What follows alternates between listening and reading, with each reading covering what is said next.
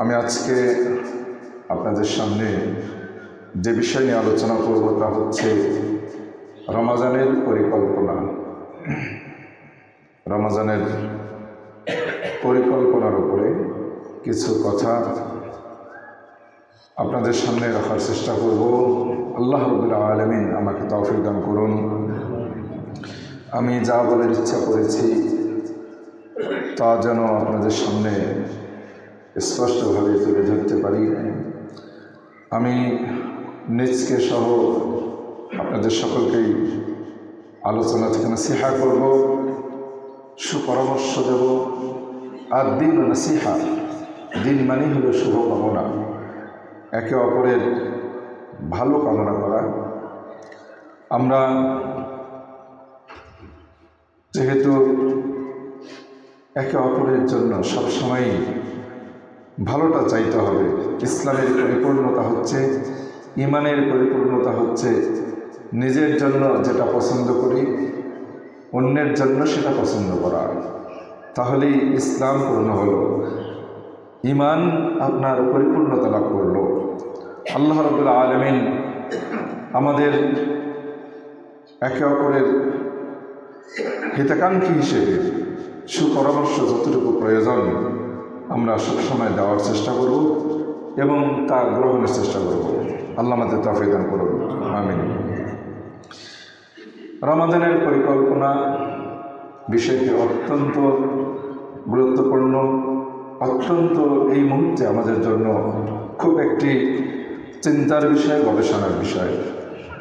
যেহেতু আর মাত্র হয়তো ইনশাআল্লাহ আগামীকাল শনিবার 29শে রমজান হলে শনিবার দিবাগত রাত্রেই আমরা সাহারি খাবো, গ্রহণ করব, যদি এই আরবি মাসটি 29শে হয়।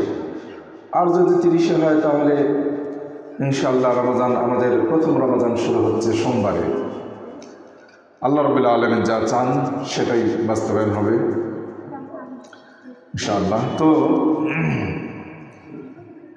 আমরা অত্যন্ত একটি গুরুত্বপূর্ণ মাসে ইনশাআল্লাহ প্রবেশ করতে যাচ্ছি। এ মাসটি এত বেশি গুরুত্বপূর্ণ যে মুসলিম জীবনে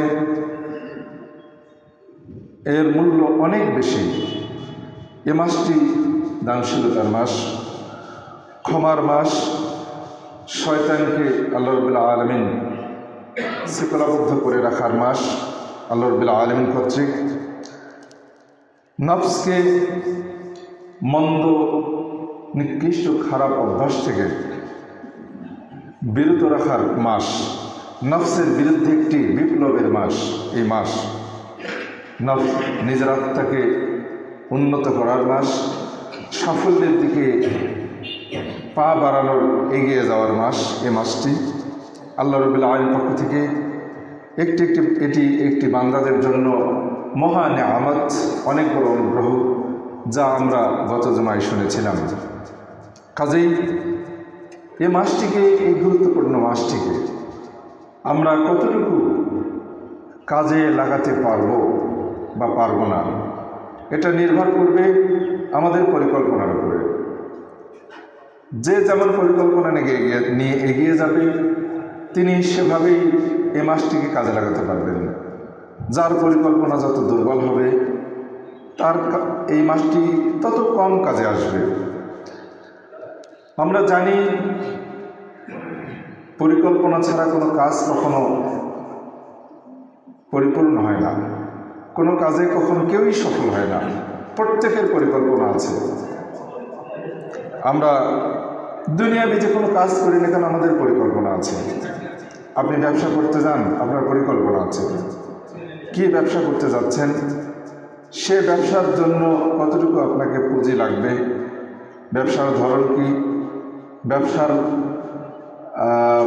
আপনার শোরুমটা কোথায় হবে, কীরকম জায়গা চয়েস করলে, মনোনীত করলে আপনার ব্যবসাটা সুন্দরভাবে সাফল্যের দিকে এগিয়ে যাবে, কোন ধরনের ব্যবসা চালু করলে আপনার ব্যবসাটা উন্নত হবে, অত্যন্ত গুরুত্বপূর্ণ ব্যবসা হবে, আপনার দুনিয়াবী জীবনকে, ব্যক্তি পারিবারিক জীবনকে সুন্দর করবে। ব্যবসায়ী যত মূর্খই বা নিরক্ষরই হই না কেন, তার সুনির্দিষ্ট পরিকল্পনা তিনি করবেনই, এটাই স্বাভাবিক। এমনকি লিখিতভাবে করবেন। আমরা বাড়ি করতে যাই, আমরা পরস্পর কথা বলা থেকে বিরত থাকবো, অনুরোধ করছি। এটা আমাদের জন্য অত্যন্ত ক্ষতিকর। আমরা যদি বাড়ি করতে যাই, তাহলে আমরা বাড়ি করতে গিয়ে ওই বিষয়ে যিনি দক্ষ ইঞ্জিনিয়ারকে ডেকে নিয়ে এসে তাদের দ্বারা পরিকল্পনা করে নিন, একটা ম্যাপ এঁকে নিন, শখ এঁকে নিন, কীভাবে আপনার জায়গা কতটুকু, কীভাবে বাড়ি করলে অল্প জায়গায় সুন্দরভাবে আপনার বাড়িটা আপনি করতে পারবেন, বাজেট কীরকম লাগবে, সব কিছুই একটা একটা করে আপনি তা ওই বিষয়ে দক্ষ যিনি তাদের দ্বারা আপনি নির্ধারণ করে থাকেন। এটা মুখস্থ নয়, এটা লিখিতভাবে করেন। নিরক্ষর হলেও, পড়তে না জানলেও এটা লিখিতভাবেই আমরা করি। কারণ দুনিয়ার জীবনে বাড়ি করা একজন ব্যক্তির তার পারিবারিক জীবনে, তার ব্যক্তি জীবনে বিশাল সফলতা বলে আমরা মনে করি। যার বাড়ি নাই তার কিছুই নেই। বাড়ি করলে না, তুমি আর কি করবে, তোমার কিছুই নেই। স্ত্রী হয়তো কতবার, ছেলে মেয়ে হয়তো কতবার এভাবে তো সচ্ছে যে তুমি কি করলে একটা বাড়ি করতে পারলে না। মানে বাড়ি হচ্ছে দুনিয়ার জীবনের সবচাইতে একটা গুরুত্বপূর্ণ বিষয়। এটা করতে পারা অনেক বড় সফলতার বিষয়। আমরা যে কোনো কাজেই হাত দিই না কেন, একজন স্কুল প্রতিষ্ঠাতা পরিচালক যদি একটা স্কুল করতে যান, তাহলে তিনি তার স্কুলকে নিয়ে, তার প্রতিষ্ঠানকে নিয়ে তিনি অনেক আগে থেকে ভাবেন। আমি ভূগোলতলিতে অবস্থান করি, অনেক প্রতিষ্ঠান সেখানে আছে, অনেক প্রতিষ্ঠাতা যারা, তাদের সাথে আমার পরিচয় আছে। তারা 1-2 বছর আগে থেকে, অনেক আগে থেকে তো তারা একটা প্ল্যান করেনি, চিন্তা করেনি, কিন্তু কমপক্ষে 1 বছর আগে থেকে তারা কাজে হাত দেন, অলরেডি খরচ করা শুরু করে দেন। কোথায় করবেন, কিভাবে করবেন, ঘরঘাট, স্কুলের ছাত্রদের বসার বেঞ্চ, চেয়ার, টেবিল, স্কুলের ছাত্রদের ক্লাসরুম, সব কিছু 1 বছর আগে থেকে তারা পরিকল্পনা শুরু করে দেন। তাহলে আর ওর পিছনে যে টাকা ব্যয় হবে, এর পরিকল্পনা তো অনেক আগে থেকেই। তাহলে দেখুন যে দুনিয়ার জীবনে আমরা একটা প্রতিষ্ঠান করতে যাচ্ছি, সে প্রতিষ্ঠান করতে গিয়ে তার পরিকল্পনা কত আগে থেকে আমরা শুরু করি, কত আগে থেকে, এবং তার পিছনে টাকা পয়সা ব্যয়ে আমরা 1 বিন্দু পরিমাণ দ্বিধা করি না। সত্যি তাই। অনেক প্রতিষ্ঠাতা আছেন স্কুল চালুই করেননি, অথচ 50 লক্ষ থেকে 1 কোটি টাকা পর্যন্ত খরচ করে ফেলে দেন। তাহলে কতটুকু তারা মনের দিক থেকে নিশ্চিত যে তারা ওই ব্যবসায় সফল হবেন? নিশ্চিত তো, যে কারণে তারা 1 কোটি টাকা পর্যন্ত খরচ করছেন। এই নিশ্চয়তা যদি তারা মনের থেকে নিশ্চিত না হতে পারেন, তাহলে কি তারা ওই কাজে এতগুলো টাকা খরচ করবেন কখনো?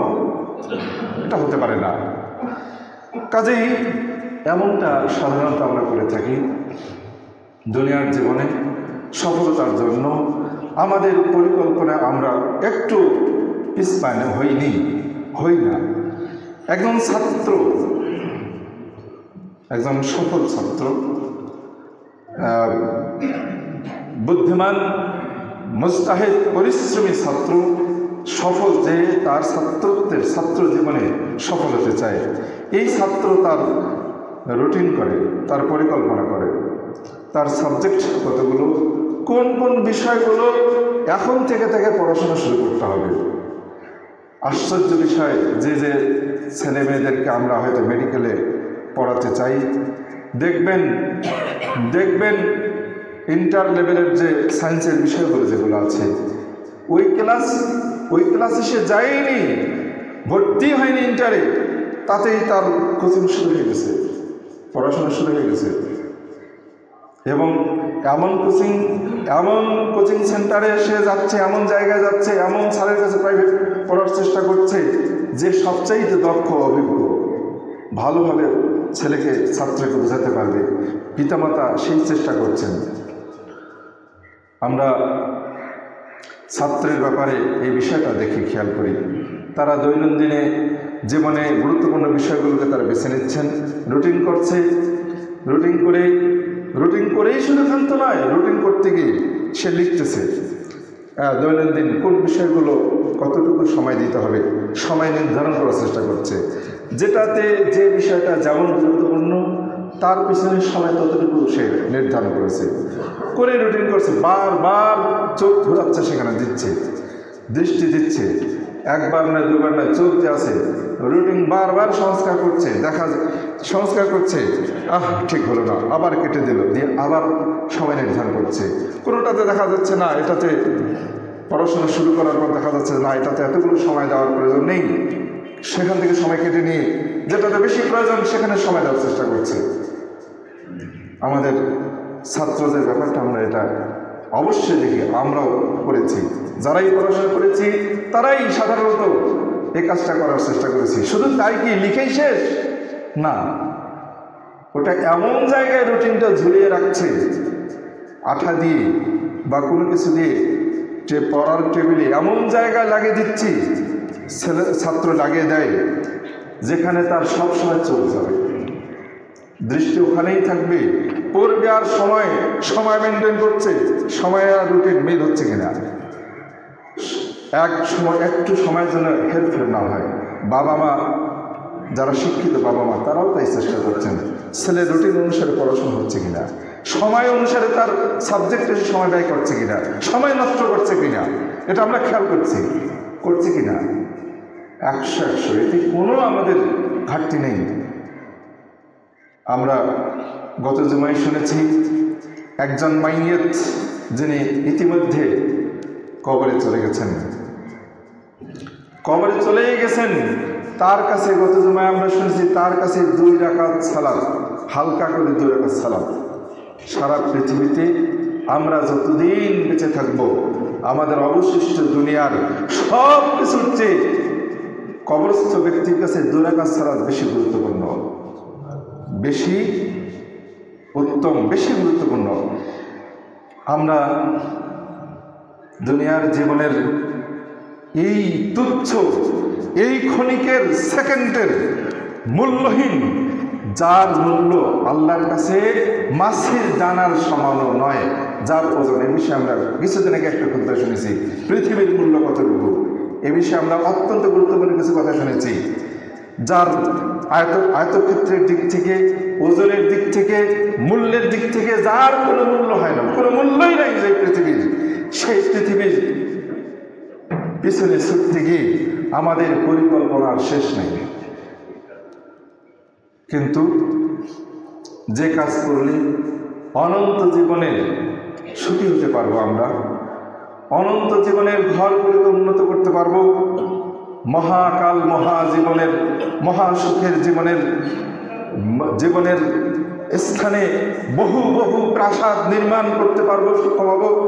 সেসব জায়গার সেই প্রাসাদ নির্মাণের, সেই সুখে থাকার দিনগুলোর জন্য আমরা কতটুকু পরিকল্পনা করি, এটা দেখার বিষয়, চিন্তা করার বিষয়। আমি এটাই মূলত বোঝাতে চাচ্ছি, গুরুত্ব দিতে চাচ্ছি। আমাদের পরিকল্পনা নিয়ে একটু আমরা চিন্তা করব। রমজান মোবারক চলে আসছে আমাদের দরবারে, আমরা চেষ্টা করব একটা পরিকল্পনা তৈরি করার জন্যে। আল্লাহ রাব্বুল আলামিন সূরা আলে ইমরানের মধ্যে বলেছেন, ফাইদা আযামতা ফাতাওয়াক্কাল আলাল্লাহ, যখন তুমি দৃঢ় সিদ্ধান্ত নিলে তারপর আল্লাহর উপরে ভরসা করো। আগে সিদ্ধান্ত নিতে হবে, আগে চূড়ান্ত করতে হবে, আগে পরিকল্পনা করে ফাইনাল করে ফেলতে হবে, তারপর আল্লাহর উপর ভরসা করতে হবে। এরপর আল্লাহর উপর ভরসা করলে আল্লাহ রাব্বুল আলামিন দেবেনই, কিছুটা হলেও দেবেন। প্রমাণ সহিহ বুখারী মুসলিমের হাদিস, ইন্নাল্লাহ কাতাবাল হাসানাত, আল্লাহ রাব্বুল আলামিন তিনি নেকিসমূহ লিখে রেখেছেন, নির্দিষ্ট করেছেন, পাপ সমূহ নির্দিষ্ট করেছেন। সুম্মা বায়্যানা যালিক, এর বিস্তারিত বর্ণনা আল্লাহ রাব্বুল আলামিন দিয়েছেন। ফামান হাম্মা বিহাসানাতিন, যে ব্যক্তি একটা নেকির কাজের কল্পনা করবে, দৃঢ় সিদ্ধান্ত নেবে, হাম্মা বিহাসানা, একটা নেকির কাজের সিদ্ধান্ত নেবে, পরিকল্পনা করবে, ফালাম ইয়ামালহা, সিদ্ধান্ত নিল, পরিকল্পনা করলো, কিন্তু বাস্তবায়ন করতে পারলো না। কাতাবাহা আল্লাহু লাহু ইনদাহু হাসানাতান কামিলা। আল্লাহ রাব্বুল আলামিন যদি পরিকল্পনা করে, ধোঁকাবাজি পরিকল্পনা নয়, পরিকল্পনা করলো, বাস্তবায়ন করতে পারলো না, কারণ আল্লাহ রাব্বুল আলামিন তার জন্য সেটা লেখেন নাই। হয়তো বাস্তবায়ন করার ক্ষমতা হয়তো আল্লাহ তাকে সুযোগ দিলেন না, করলো না, করতে পারলো না, তাহলেও আল্লাহ রাব্বুল আলামিন তার জন্য হাসানাতান কামিলা, একটা পরিপূর্ণ নেকি তাকে লিখে দেবেন। সুবহানাল্লাহ, সদিচ্ছা থাকতে হবে। ফাইন হুয়া একটা আরবি শব্দ এখানে আল্লাহ রাসূল প্রয়োগ করেছেন, হাসানাতান কামেলা। হাসানা শব্দের অর্থে হলো একটা নেকি, আবার কামেলা শব্দ নিয়ে আসছেন, তাকিদ করেছেন, মানে পরিপূর্ণ একটা নেকি তার জন্য লিখে দেবেন। ফাইন হুয়া হাম্মা বিহা ফাআমিলাহা, আর যদি কোনো ব্যক্তি কোনো একটা নেকির কাজের পরিকল্পনা করে, ফাআমিলাহা, সেটাকে বাস্তবায়ন করলো, কাতাবাহা আল্লাহু লাহু ইনদাহু, আল্লাহ রাব্বুল আলামিন তার জন্য তার বিনিময়ে 10টি নেকি লিখবেন। শুধু তাই না, ইলা 700 দাইফিন, 700 গুণ পর্যন্ত বৃদ্ধি করবেন। শুধু তাই না, ইলা আদাফিন কাসীরা, আল্লাহ রাব্বুল আলামিন আরো বহু গুণ বৃদ্ধি করবেন। যার ইমানের জোর যত বেশি, যার দৃঢ়তার জোর যত বেশি, পরিকল্পনা করলেন দুনিয়াবি কাজের, বাস্তবায়ন করতে পারলেন না, আফসোস হয় না? আফসোস হয় তো। নেকির কাজের পরিকল্পনা করলেন, যদি আফসোস হয়, যদি অনুশোচনা হয়, আপনি করতে পারলেন না, বারবার যদি আপনি আফসোস করেন, আপনার আফসোস, আপনার অনুতাপ, পরিতাপ, আপনার ব্যর্থতার জন্য সবসময় আল্লাহর কাছে তওবা, ইস্তিগফার, এর পরিমাণ যত বেশি হবে, আল্লাহর কাছে তার নেকির পাল্লা তত ভারী হবে। আর যত দৃঢ়তার সাথে করবেন, তত তার নেকির পরিমাণ বেশি হবে।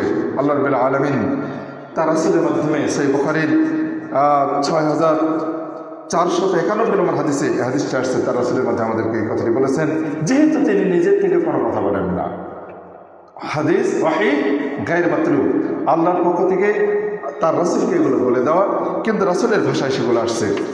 শয়তান পরিকল্পনা করে, ইবলিস অল টাইম, সর্বদাই পরিকল্পনায় ব্যস্ত। ইবলিস পরিকল্পনা করে, প্রতিদিন সকালবেলায়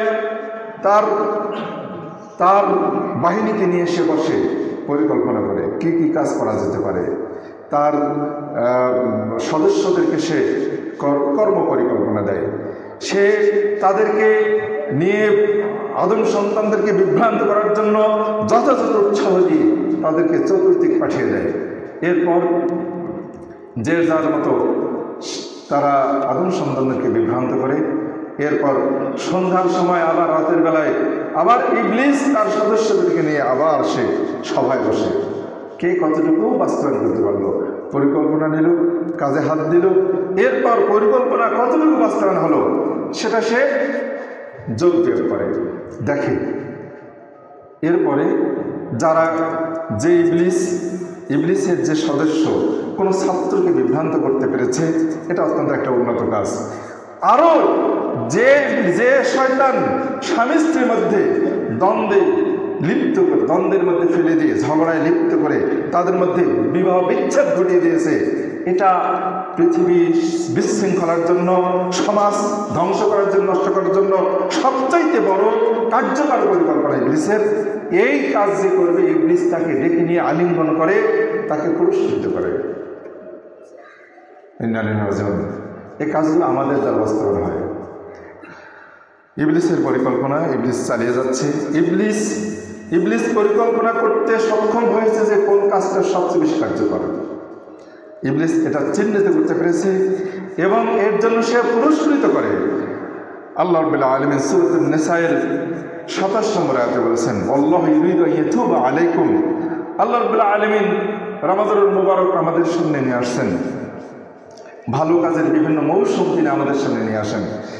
তিনি চান তোমাদেরকে ক্ষমা করতে, এই জন্য আল্লাহ রাব্বুল আলামিন এই মৌসুমগুলো নিয়ে আসেন। ইউরিদু আল্লাযীনা ইত্তাবিউনা আশ-শাহওয়াত, আর যারা প্রবৃত্তির অনুসরণ করে তারা চায় যে আনতামিলু মাইলান আযীমা, তোমরা সত্য পথ থেকে বিশাল দূরে অনেক সুদূর বিভ্রান্তিতে পতিত হব।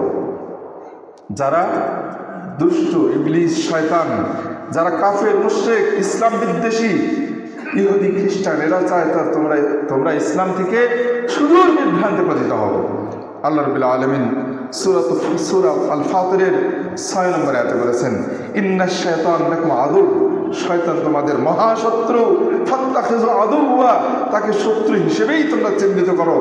ইন্নামা ইয়াদউ হিজবাহু, শয়তান তো তার দলকে ডাকে, লিয়াকুনু মিন আসহাবিস সাঈদ, যেন তারা জাহান্নামের অধিবাসী হয়।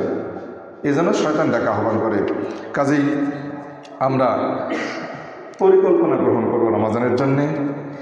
পরিকল্পনা আমাদের গ্রহণ কি কি করতে পারি একটু কিছু আমি আপনাদের সামনে তুলে ধরার চেষ্টা করব, সময় যেহেতু অল্প। প্রথমত আমরা যে পরিকল্পনা নিতে পারি, যারা এখনো কোরআন পড়া শিখেনি তাদেরকে কোরআন পড়া শেখার জন্য সুযোগ গ্রহণ করতে হবে। অনেক লেখকের আমি লেখা পড়েছি, অনেক আল্লাহ রাব্বুল আলামিনের বিশেষ বান্দাদের জীবনী যেটা দেখেছি, এই বিষয়গুলো ঘাটতে গিয়ে পড়তে গিয়ে তারা করেছেন কি, ওই রান্না বাড়া কম করে দিয়েছেন, সংসারের কাজগুলোকে তারা বন্ধ করে দিয়েছেন, ব্যবসা বাণিজ্য তারা তাদের ব্যবসার দোকানপাট বন্ধ করে দিয়েছেন শুধুমাত্র ইবাদত করার জন্য। এই কাজগুলো তারা করেছেন। তো আমরা উল্টোটা করি, রমাজানকে ব্যবসার বিশেষ সময় হিসেবে গ্রহণ করি। আমরা খাওয়া দাওয়ার বিশেষ পিকনিক আয়োজন এসব কিছুর ব্যবস্থায় আমরা মেতে উঠি। মা বোনদেরকে খাদ্য তরকারি বিভিন্ন আইটেমের পাকানোর কাজে ব্যস্ত রেখে দিই। এসব কিছু করে আমরা এই কাজগুলো গ্রহণ করে এই কাজের পরিকল্পনা নেওয়ার জন্য আমরা নিতে ব্যর্থ হই। আমাদের উচিত হবে, যারা এখনও কোরআন পড়তে জানি না তাদের উচিত হবে তারা কোরআন পড়তে শেখার জন্য কর্মসূচি হাতে নেওয়া। যেভাবেই হোক না কেন আপনাকে কোরআন পড়া শিখতে হবে। 1 2 আমাদেরকে অনেকে প্রশ্ন করেন যে আমার মাত্র 2-3টা সূরা মুখস্থ আছে, এই 2-3টা সূরা দিয়ে আমি কিভাবে সালাতকে দীর্ঘ করব? আমি তাদেরকে অনুরোধ করব, এই রমজান মাসে আপনি নির্দিষ্ট গুরুত্বপূর্ণ সূরাগুলো মুখস্থ করার জন্য পরিকল্পনা করুন। এবং শিক্ষাবিদরা বলেছেন মনের পরিকল্পনার চেয়ে লিখিত পরিকল্পনা বেশি কার্যকর। আমরা লিখিত পরিকল্পনা নিয়ে ভূমিকায় আলোচনা শুনলাম, নিরক্ষর হলেও বিল্ডিং করার জন্য লিখিত পরিকল্পনা করেন। তো যাদের অল্প সূরা মুখস্থ আছে, আপনাকে নির্দিষ্ট করতে হবে কোন সূরাগুলো ছোট কোন সূরাগুলো আপনার জন্য গুরুত্বপূর্ণ, সেই সূরাগুলো আপনি মুখস্থ করবেন। তারপরে কি করবেন? অনেক কোরআন তেলাওয়াত করব, এ কথা মুখ দিয়ে বলবেন না। বলবেন যে কতবার কোরআন শেষ করবেন, কোন সূরা কতবার পড়বেন, এই বিষয়টা নির্দিষ্ট করতে হবে। পরিকল্পনা নির্দিষ্ট করে দিতে হবে, অস্পষ্টভাবে নয়। আমি শিক্ষাবিদরা তারা এটাই বলেছেন যে মনের পরিকল্পনার চেয়ে মনে কল্পনা করে পরিকল্পনার চেয়ে লিখিত পরিকল্পনা অনেক কার্যকর। এ কথাটাই আমি আপনাদের বারবার স্মরণ করে দিতে চাই। এজন্য নির্দিষ্ট সূরা কোন সূরা মুখস্থ করবেন তা নির্দিষ্ট করুন। তারপর বেশি কোরআন তেলাওয়াত এ কথা না বলে চিন্তা করুন আপনি কতবার কোরআন শেষ করবেন। তারপর কি করবেন? রমজানুল মুবারকে সিয়াম সাধনার জন্য গুরুত্বপূর্ণ যে কাজগুলো করলে আপনার সময় নষ্ট হবে না, এমন কাজগুলো হাতে নিতে হবে এবং ইবাদত তার সময় মতো করতে হবে, অসময়ে নয়। যেমন আপনি যদি সাহারির পূর্ব মুহূর্তে, সাহারির সময় শেষ হওয়ার পূর্ব মুহূর্তে সাহারি গ্রহণ করার চেষ্টা করেন, এই পরিকল্পনা যদি হাতে নেন, তাহলে আপনাকে দ্রুত এ রাত্রে শুয়ে যেতে হবে, তাই কি না? দ্রুত শুয়ে যেতে হবে। শেষ রাত্রে তাহাজ্জুদের সময়, যেটা সাহারির সময়, সেই সময়ে জাগতে হবে, জেগে উত্তম সময় সাহারি গ্রহণ করতে হবে। আবার এদিকে ইফতার করার সময় উত্তম সময়ে ইফতার গ্রহণ করতে হবে। আল্লাহ রাসূল বলেছেন যে আদম সন্তান অর্থাৎ এই উম্মতে মুহাম্মাদী ততক্ষণ পর্যন্ত কল্যাণের মধ্যে থাকবে যতক্ষণ পর্যন্ত তারা দ্রুত ইফতার করবে আর দেরিতে সাহারি গ্রহণ করবে। আমরা কি করি? দেরিতে সাহারি গ্রহণ না করে অনেক আগে সাহারি গ্রহণ করি আর দেরিতে ইফতার করি, উল্টোটা করি। আসুন আমাদেরকে এই বিষয়টা নিয়ে অত্যন্ত সজাগ থাকতে হবে, সচেতন থাকতে হবে, নাহলে কিন্তু পারবো না, সম্ভব না, কিন্তু এটা চেষ্টা করতে হবে। তারপর ফজরের সালাত অবশ্যই জামাতের সাথে আদায় করতে হবে, যেভাবে হোক, কখনো জামাত ছেড়ে যাওয়া যাবে না। শুধু তাই না, সকল সালাত জামাতের সাথে আদায় করতে হবে, এটা অবশ্যই ভাবতে হবে। রমজানুল মুবারকের মধ্যে আপনাকে ভাবতে হবে জাকাত নিয়ে। অন্যান্য সময় জাকাতের অবশ্যই কথা ভাবতে হবে, কিন্তু এখনও যারা টাকা পয়সা হিসাব করেন নাই যে জাকাত হবে কি হবে না, ফরজ আপনার উপর হলো কি হলো না, এটা নিয়ে আপনাকে ভাবতে হবে। আপনাকে হজের বিষয়ে ভাবতে হবে। আপনাকে যত আনুগত্যমূলক যত কাজ রয়েছে, দানের বিষয়ে যত কাজ আছে, ভালো ভালো যত কাজ আছে, এই কাজগুলো নিয়ে আপনাকে ভাবতে হবে, চিন্তা করতে হবে। যত ভালো কাজ আছে, আত্মীয়দের সাথে সম্পর্ক বজায় ব্যাপারে চিন্তা ভাবনা করতে হবে। আপনার প্রতিবেশী সম্পর্কে ভাবতে হবে। আপনাকে আপনার দেনা পাওনা যা আছে, ঋণ যা আছে, এগুলো নিয়ে ভাবতে হবে। হারাম বিষয়ে যত কাজ রয়েছে এগুলো থেকে দূরে থাকার চেষ্টা করতে হবে। সুদ ত্যাগের জন্য পরিকল্পনা নিতে হবে। আপনার সুদভিত্তিক যে ঋণ আছে, এটা যেভাবেই হোক এর থেকে উঠে আসার চেষ্টা করতে হবে। গীবত আপনি করবেন না, গীবত করবেন না, শুনবেন না, এই কাজ থেকে অবশ্যই দূরে থাকার চেষ্টা করতে হবে। এটা অত্যন্ত কঠিন কাজ, অত্যন্ত কঠিন কাজ, যে কাজে আমি ব্যর্থ হই। আল্লাহ আমাদের মাফ করুন। গীবত করি না বটে, শুনতে হয়, করি না বটে কিন্তু শুনতে হয়। এমন ব্যক্তির কাছ থেকে শুনতে হয় যাকে বলা সম্ভব হচ্ছে না যে ভাই এটা গীবত হচ্ছে, গীবত করবেন না। বললেই তার ব্রেনে আঘাত করবে, তাকে লাগবে, তিনি ভাববেন যে আমাকে আমাকে ছোট করে দিল। এমন ভয়ঙ্কর একটা পরিবেশ অবস্থা আমরা আছি, গীবত হয়ে যাচ্ছে, করবো না কিন্তু শুনতে হচ্ছে। মিথ্যা বলা থেকে দূরে থাকার চর্চা করুন, কারণ যে ব্যক্তি মিথ্যা ছেড়ে দিল না, তার জন্য পানাহার ছেড়ে দিয়ে শিশুর মতো যে সিয়াম, এ সিয়াম আল্লাহ রাব্বুল আলামিনের কোনো প্রয়োজন নেই। জেনার সব মাধ্যমগুলো, সব রকমের দরজাগুলো, যত দরজা জানালা যত ফাঁক রয়েছে সব বন্ধ করে দিতে হবে। আপনার ঘরের সব রকম সবগুলো বন্ধ করে দিতে হবে। চেষ্টা করতে হবে যে অনর্থ অপ্রয়োজনীয় কাজগুলো থেকে বিরত থাকার চেষ্টা করতে হবে।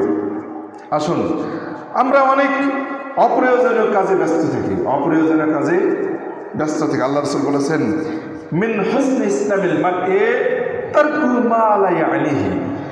কোনো ব্যক্তির ইসলামের সৌন্দর্য হচ্ছে যা অপ্রয়োজনীয়তা ত্যাগ করা। যে কোনো ব্যক্তির ইসলামের সৌন্দর্য হচ্ছে অপ্রয়োজনীয় কাজগুলোকে ত্যাগ করা। অপ্রয়োজনীয় কাজ কি? উদাহরণ, আপনি মোবাইল চ্যাটিং করছেন, আপনি অন্যায় কিছু দেখেন না, ভালো কিছু দেখেন, কিন্তু ভালো কিছু দেখতে গিয়ে যখন আপনি অনেক কিছু দেখতে যাবেন, আপনার শুধু সময় নষ্ট হলো, সব শেষে দেখবেন যে ফলাফল জিরো। আপনি টিভিতে যদি আপনি দেশের সংবাদ শুনতে যান, খালি সংবাদ বিভিন্ন চ্যানেলের সংবাদ খালি ঘাটাঘাটি করছেন, দেখতেছেন, আপনি অন্যায় কিছু জানতে চাচ্ছেন না। আপনি জানতে চাচ্ছেন দেশের অবস্থা, জানতে হবে, আমরা নাগরিক হিসেবে, সুনাগরিক হিসেবে জানতে হবে। কিন্তু যদি আপনি সময়ের কোনো চ্যানেলের টাইম টেবিল জানেন না, আপনি শুধুমাত্র চলতে আছে বিভিন্ন সংবাদ, শুধু সংবাদ আর সংবাদ না, আপনাকে নির্দিষ্ট চ্যানেলের নির্দিষ্ট সংবাদ নির্দিষ্ট সময়ে কোন সময় হয় সেটা নির্দিষ্ট করে ওই সময়ের ওই সংবাদটাই শুনতে হবে। বিক্ষিপ্ত সংবাদ শোনার প্রয়োজন নেই। আপনি অন্যায় করছেন না, কিন্তু সময় নষ্ট হচ্ছে। আপনি এইভাবে ছেড়ে দিন। আবারও দেখবেন, আমরা যারা হয়তো অনেক ওয়াইজিন, অনেক ভালো ভালো আলোচকদের আলোচনা শুনতে আগ্রহী, আপনি যখন বহু আলেমের আলোচনা শুনতে যাবেন, একটাও শোনা হবে না। একটা আরবিতে প্রবাদ আছে, ইযা তালাবাল কুল্লা ফাতাল কুল্লু, যখন আপনি অনেক খুঁজতে যাবেন, অনেক কিছু নিতে যাবেন, সব ছুটে যাবে, কিছু হবে না। এজন্য আলেমগণের পরামর্শ তারা লিখেছেন, তারা বলেছেন যে আপনাকে নির্দিষ্ট একজন বিদগ্ধ, যিনি জ্ঞানী গুণী, যাদের কোরআন সুন্নাহ সম্পর্কে পরিপূর্ণ ধারণা আছে, মানুষ বলে লুব্ধ নয়, কিন্তু যাকে অত্যন্ত আমরা ভালো আলেম বলে জানি, এমন নির্দিষ্ট একজন আলেমের আলোচনা নির্দিষ্ট বিষয়ে শোনার চেষ্টা করতে হবে। কি করতে হবে? নির্দিষ্ট একজন আলেমের নির্দিষ্ট বিষয়ে আলোচনা শুনতে হবে। যদি রমাজান আপনি শোনেন, যদি শুনতেই হয়, তাহলে নির্দিষ্ট আলেমের নির্দিষ্ট আলোচনা শুনতে হবে। আপনি যদি অনেক আলেমের অনেক আলোচনা শুনতে যান, তাহলে কোনোটাই পূর্ণ হবে না। সব কিছু ঘাটাঘাটি করে সব শেষে দেখবেন জিরো হয়ে গেছে। কাজেই এইভাবে সময় নষ্ট হয় কি না? সময় নষ্ট হয় কি না? অনেক জ্ঞানী ভাইয়েরা যারা আমরা সচেতন থাকার চেষ্টা করি, বহু ভাই, অনেক ভাই এ কথা আমরা বলতে বাধ্য যে মোবাইলটা হচ্ছে একটা শয়তানের অস্ত্র, যন্ত্র। যদিও এই মোবাইল দিয়ে আমরা অনেক ভালো কিছু করছি। আমি যে বিষয়গুলো আমি আপনাদের সঙ্গে আলোচনা করছি, বড় বড় আলেমদের লেখা পড়েই তো আমি আপনাদেরকে এই বিষয়গুলো বলার জন্য দিশা পেয়েছি। এই পরিকল্পনার ব্যাপারে একটা লেখা পেয়েছি আমি, যে কারণে আমি আপনাদেরকে এটা শোনাতে পারছি ইনশাআল্লাহ। হয়তো এই বিষয়টা আমার মাথায় ছিল না, কাজেই এই যন্ত্রের মাধ্যমে পেয়েছি, আলহামদুলিল্লাহ, এটা একটা নিয়ামত। কিন্তু যখনই আপনি বহু বিষয় দেখতে যাবেন, তখন আপনার সময় নষ্ট হবে, কোনো কাজে আসবে না। অতএব আপনাকে পরিকল্পনা করতে হবে, নির্দিষ্ট আলেমের আলোচনা শুনতে হবে, নির্ধারিত সময় শুনতে হবে। অনেক দিকে, বহু দিকে যাওয়া যাবে না, এভাবে সময় নষ্ট হবে। আর এভাবে সময় নষ্ট হলেই দেখবেন যে, যেমনটি আল্লাহ রাসূলের হাদিস আমরা শুনলাম, যে মুসলিম ব্যক্তির অপ্রয়োজনীয় কাজগুলোকে ত্যাগ করাটা তার ইসলামের সৌন্দর্য। আপনি এভাবে দেখবেন যে, আপনি যদি সাবধান থেকে সতর্ক থাকেন, দেখবেন যে অল্প সময় অনেক শিখলেন, আপনার ইসলাম সুন্দর হলো, পূর্ণ হলো, আপনার জ্ঞান পরিপূর্ণ হলো। আমাদের মা বোনদের একটু আগে আমি যে কথাটি বলেছিলাম, রান্না বাড়া করা কি অন্যায় কাজ?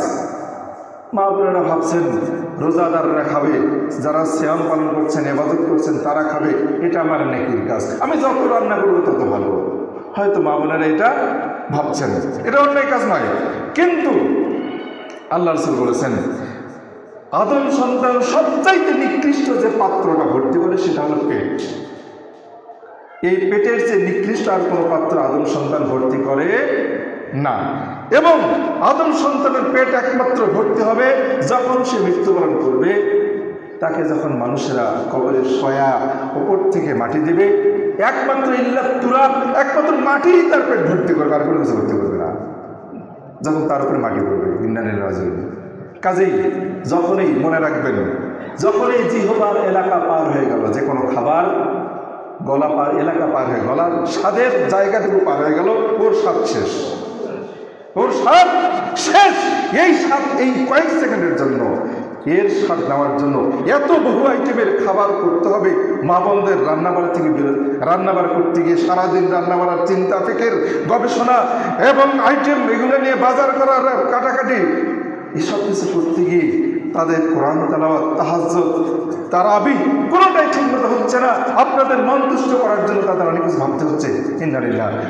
ইসলাম সুন্দর হবে না, ইসলাম সুন্দর, ইবাদত সুন্দর হবে না, পাপ কাজ নয়। কিন্তু আল্লাহ রাসূল সত্যই বলেছেন, তিনি মহাসত্য কথা বলেছেন। তার মুখ থেকে যে কথাগুলো বের হয়েছে, এগুলো স্বর্ণাক্ষরে লিখিত। দিন রাত হয়ে যেতে পারে, রাত দিন হয়ে যেতে পারে, কিন্তু এই কথাগুলো কখনোই মিথ্যা নয়। অপ্রয়োজনীয় কাজ আমাদের দ্বারা হয়ে যাচ্ছে, আমরা বুঝতে পারছি না। আল্লাহ রাব্বুল আলামিন আমাদেরকে এই বিষয়গুলো নিয়ে সাবধান থাকার তৌফিক দান করুন, সকল বলে আমিন। আমি আপনাদেরকে বিনীত অনুরোধ করব, রমাজানের জন্য আমরা অবশ্যই পরিকল্পনা গ্রহণ করব, সাবধান থাকব। মোবাইল নিয়ে পড়ে থাকা যাবে না, টিভি টেলিভিশনে অনর্থ করে থাকা যাবে না, খাওয়া দাওয়া রান্নাবাড়া নিয়ে বেশি ব্যস্ত থাকা যাবে না, এবং বেশি বন্ধুত্ব করা যাবে না। মনে রাখবেন, যে কথাগুলো না বললে নয় সেটুকু বলতে হবে, যার সাথে যতটুকু কথা বলার প্রয়োজন ততটুকু কথা বলতে হবে। আমি একটা লেখা পড়েছি, তিনি বলেছেন, এমন বন্ধু গ্রহণ করো না যে বন্ধু তোমার সময় নষ্ট করে, এবং এমন জনকে এমন কথা বলতে যেও না যে ব্যক্তি ওই কথাটা বুঝবে না, তাকে ওই কথা বলতে যেও না। যে ক্লাসের ছাত্র নয় তাকে যদি সে বিষয়ে দাস দেই, তাহলে কি এটা সুপাত্রে পাত্র মতো মানে বিষয়টি দান করা হলো না অপাত্রে দান করা হলো? অপাত্রে। এটা অপ্রয়োজনীয়, ফলাফল নেই, জিরো। কাজেই আমাদেরকে এই বিষয়গুলো নিয়ে ভাবতে হবে। আসুন আমরা রমজানের পরিকল্পনা সুদৃঢ়ভাবে কঠিনভাবে করার চেষ্টা করি। দুনিয়া নিয়ে ব্যস্ত থাকার জন্য ব্যস্ততা আমরা কমানোর চেষ্টা করব। প্রয়োজনে টিভির স্ক্রিনকে উল্টো দিকে ঘুরে রেখে দেব। এমন একজনের লেখা আমি পড়লাম, তিনি লিখেছেন, আমার মা রমজান আসলে টিভিটাকে ঘুরে দিয়ে দেয় আর টিভির স্ক্রিনের সামনের দিকে রাখে না। ছোটবেলায় আমরা ভাবতাম মা আমাদের একটু আনন্দ করতে দিচ্ছেন না, আমাদের একটু মনোরঞ্জনও করতে দিচ্ছে না, সারাদিন তো রোজা আছি, আর একটু তো মাঝে মাঝে আনন্দ পেতে হবে, এটা তো মন আছে আমাদের, আমরা তো শিশুবেলায় এটা ভেবেছিলাম। আজকে উনি লিখেছেন, আজকে বড় হয়ে ভাবছি মা উপযুক্তই করেছেন, কারণ টিভি একটা সময় নষ্টের যন্ত্র। আসুন আল্লাহ আমাদেরকে রমজানের পরিকল্পনা গ্রহণ করতে তৌফিক দান করুন, সকলে আমিন। আর যারা অসুস্থতার কারণে রমজানের সিয়াম সাধনা পালন করতে পারবেন না, যদি এই অসুস্থতা স্থায়ী অসুস্থতা হয়, তাহলে তার পক্ষ থেকে ফিদিয়া প্রতিটি সিয়ামের বিপরীতে অর্ধসা খাবার এবং অর্ধসা খাদ্যদ্রব্যের সাথে কিছু খরচ দিলে ভালো হয়। শুধু তো চাউল খেয়ে থাকা যায় না, এই জন্য কিছু প্রয়োজনীয় খরচ দিলে ভালো হয়। যারা স্থায়ী অসুস্থ তাদের জন্য এই বিধান, কিন্তু যারা অস্থায়ী অসুস্থ, গর্ভবতী মা, বাচ্চা বুকের দুধ পান করছে ইত্যাদি কারণে, অথবা অস্থায়ীভাবে অসুস্থ, যে কোনো কারণে হোক না কেন, যদি অস্থায়ী অসুস্থ হন, তাহলে তার পক্ষ থেকে ফিদিয়া দিয়ে সিয়াম মওকুফ হবে না, বরং তারা অস্থায়ীভাবে সিয়াম ত্যাগ করতে পারবেন বটে। মুসাফির ব্যক্তি সিয়াম ত্যাগ করবেন, অস্থায়ী অসুস্থ ব্যক্তি সিয়াম ত্যাগ করবেন, গর্ভবতী মা বা দুধ দানকারিণী মা তিনি সিয়াম থেকে বিরত থাকবেন যদি প্রয়োজন হয়, কিন্তু পরে থেকে এটা কাজা করতেই হবে। আল্লাহ আমাদেরকে যথাযথভাবে এই রমজানুল মুবারকের পরিকল্পনা গ্রহণ করে সিয়াম একমাত্র তার সন্তুষ্টির জন্য আদায় তৌফিক দান করুন। আমিন আমিন রহমাতুল্লাহ।